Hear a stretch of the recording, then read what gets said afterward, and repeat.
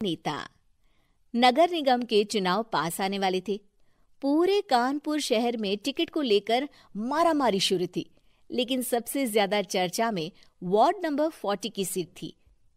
वो इसलिए क्योंकि इस बार वहां की सीट महिला के लिए आरक्षित थी।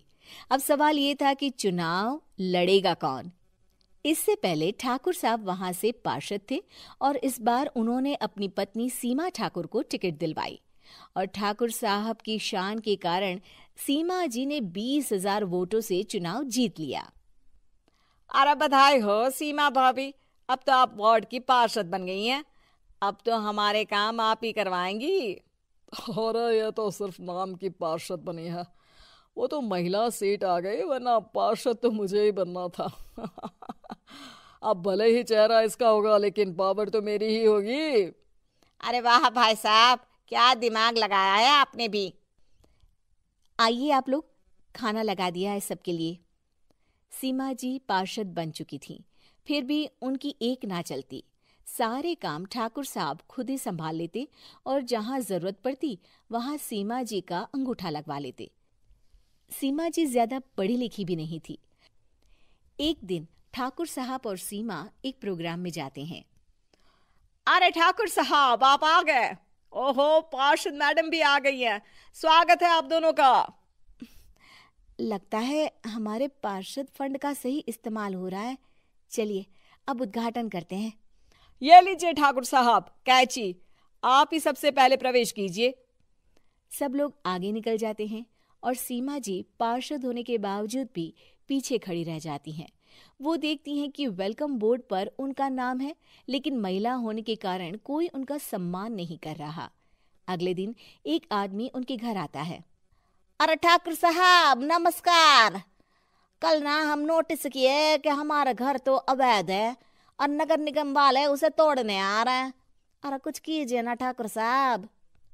देखो भाई, मैं तो ज्यादा कुछ कर नहीं सकता, पर अगर तुम सबकी जेब गर्म कर दो तो कुछ हो सकता है। कुल मिलाकर 4 लाख लगेंगे। अरे 4 लाख ठाकुर साहब? अरे भाई, मैं अपने लिए नहीं मांग रहा हूँ। दरोगा है, इंजीनियर बाबू है, बड़े साहब है, सबको देना पड़ता है ना थोड़ा थोड़ा। बोलो है मंजूर? तभी वहां अचानक सीमा जी आ जाती हैं। अरे ये आप क्या कर रहे हैं? पहले इन्हीं लोगों से तो आपने वोट मांगे, अब इनसे ही पैसे ले रहे हो। अरे चुप रहो तुम। तुम्हारा काम है सिर्फ अंगूठा लगाना, तुम वही किया करो। मुझे दूसरे काम तुम मत सिखाओ, समझी? और तुम ना जाओ, अब पैसे लेकर आओ, वरना जेसीबी किसी भी वक्त आती होगी। सब कुछ ऐसे ही चलते रहता है। एक दिन सीमा जी और ठाकुर साहब को एक लोकल मीटिंग में बुलाया जाता है।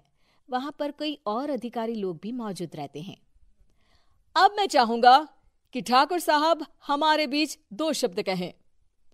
मेरे प्यारे भाइयों और बहनों, आज मेरा सौभाग्य है कि पत्नी को भारी मतों से जिताया है, इसलिए मैं आप सभी का शुक्रगुजार हूँ। मैं आप सबसे वादा करता हूँ कि हमेशा की तरह हमारे वार्ड में किसी को कोई तकलीफ नहीं आने दूंगा। सभी लोग तालियां बजाने लगते हैं। अब मैं माननीय पार्षद मैडम को स्टेज पे बुलाना चाहूंगा। अपने नाम को बुलाया सुनकर सीमा जी एकदम चौंक जाती है। उन्हें बिल्कुल उम्मीद नहीं थी कि इतनी बड़ी जगह उन्हें मंच पर बुलाया जाएगा। जैसे तैसे वो मंच पर चढ़ती हैं। ऊपर जाते ही सीमा जी को सारी पुरानी बातें याद आ जाती हैं कि किस तरह उनके पति उन्हें कभी भी आगे बढ़ने नहीं देते और उनके नाम से गलत काम करते हैं। वो बोलने लगती हैं। मैं आपके वार्ड की पार्षद सीमा हूं।